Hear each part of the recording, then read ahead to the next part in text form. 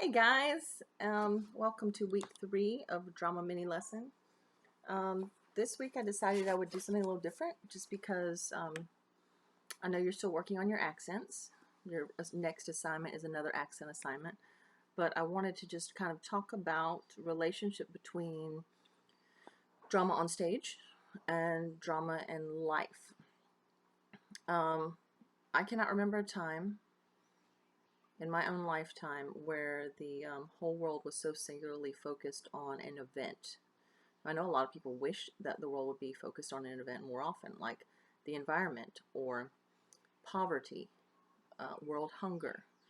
But this is where we are, and this is the event that we're all sharing at this time, which, excuse me, is one that you are an observer to, you're a witness to. So you get to be a real observer to history in your life right now. Sorry about that. It's like the whole world is grounded. People are getting sick and people are dying, and every single person has a story to tell because we're all involved in this. And maybe start thinking about how often what we see on the stage is actually a mirror image of things that happen in real life. There are things that are meant to be comedic, and then there are things that are meant to be poignant, which is to have that little nugget of truth, that something that is meant to stir something in you to an understanding, to maybe change your idea or to further your ideas on something. So I wanted to give you some examples so that if you have some opportunities to watch things over the next week and a half, you might choose one of these things. So for example, I'm going to give you some musicals and some plays that some of them have had their recordings, have had recordings made of the stage play itself that you might can watch. Some of them have been turned into movies, and so you're going to see. Sorry, I get interrupted. I don't remember what I was saying. Some of them have been recorded, the stage production. Some of them have good movies made of them. Some of them, the movie is different, so you got to be careful which ones. Okay, so for example, Les Miserables was based on a book about the French Revolution. Okay, it is excellent to look at the kind of. It's not necessarily that Jean Valjean is a historical figure in as much as the experiences of the characters are similar to the experiences of the people at the time. One that does have actual historical characters, Hamilton, which many of you have heard of, or even 1776, which is at the same time period but more of a focus on John Adams, Thomas Jefferson, Ben Franklin, a little bit lighter than Hamilton, which is more dramatic. You have Titanic, which is different than the movie, absolutely. So if you're looking for it, you would look for Titanic, the musical. But similar in the way that you're looking at the experiences of people who went on the boat thinking one thing, and then their lives are completely flipped just like that. We have Angels in America, which deals with the AIDS epidemic. We have Scottsboro Boys, which is actually a terrible historical story of miscarriage of justice in Alabama, where some black youth were accused of a crime they didn't commit in the 1930s. Have Unto These Hills, which is a different group. I saw it when I was around your age in Cherokee, North Carolina, because we have Cherokee heritage, and it's about the Trail of Tears, when the Cherokee people were forced off of their land and pushed across the country.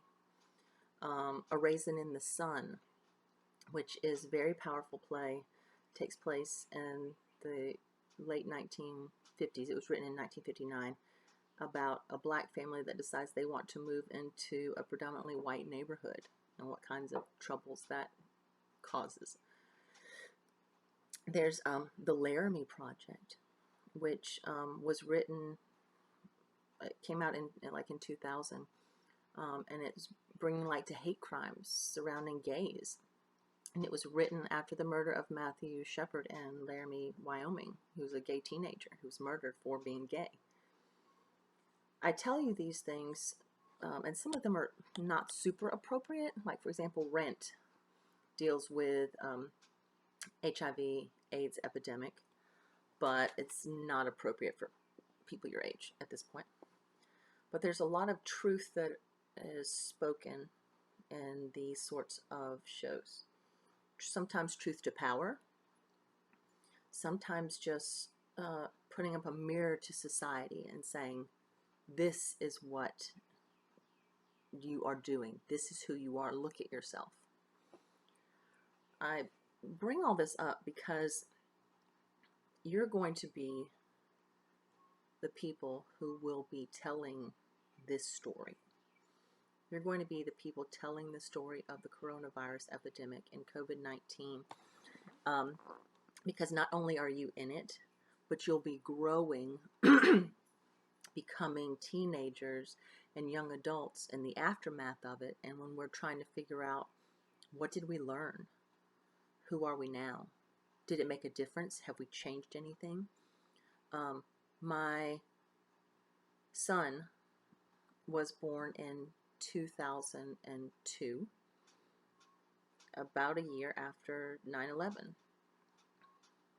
He has lived in a world that has completely changed, but he wasn't there for that experience. He doesn't remember that happening. It was before he was born. But I remember exactly where I was. I was teaching a 6th grade science class. I remember exactly where I was.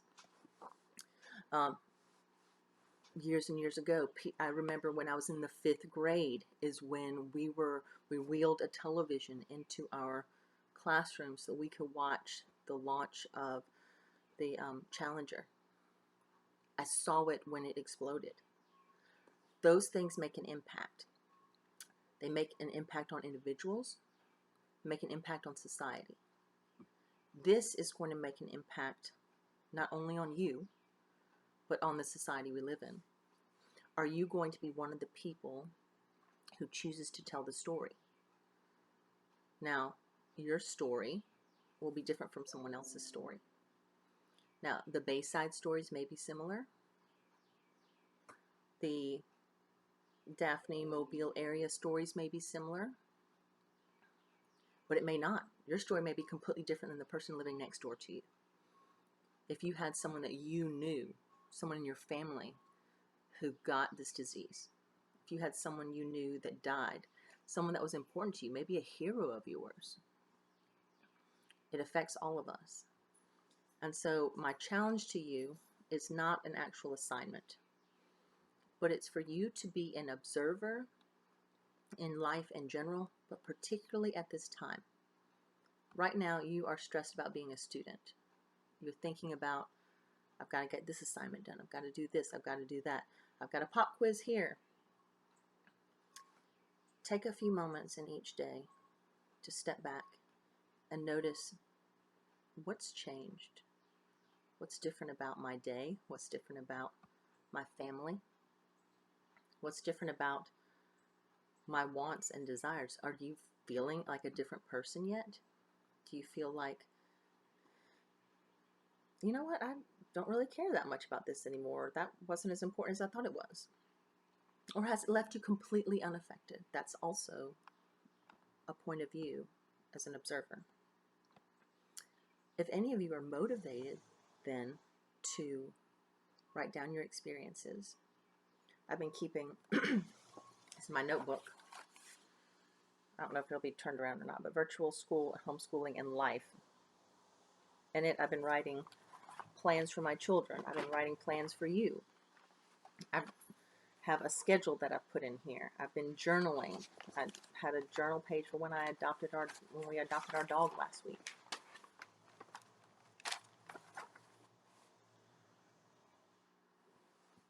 I've been writing my thoughts. I drew plans for this bed that I'm building. Things that I might not be doing if things weren't the way they are right now. And when I have all of this in a year, in 5 years, in 20 years. This is my first person account. This is my record. This may be what I use to write a monologue or a one-act play. So, my challenge to you is to be an active observer. Think about the things that are happening. It doesn't mean watch news all the time. It doesn't mean statistics have to rule your life. But just notice what's going on. And that's it. So I hope all of you have an amazing spring break. If you are late to the game and getting into our classroom late, just get in touch with me and I will talk to you about how we can work out getting your stuff turned in. But take off spring break, hang out, be kids, try to find a way to make it more exciting. I know you can't go to the beach, you can't go to your cruise or to whatever family trip you had, can't go visit like you wanted to, but make this something that you can turn into a memory as positive as you can make it go. Anyway, that's it. I love you all, and I'll catch you again after the break. Bye.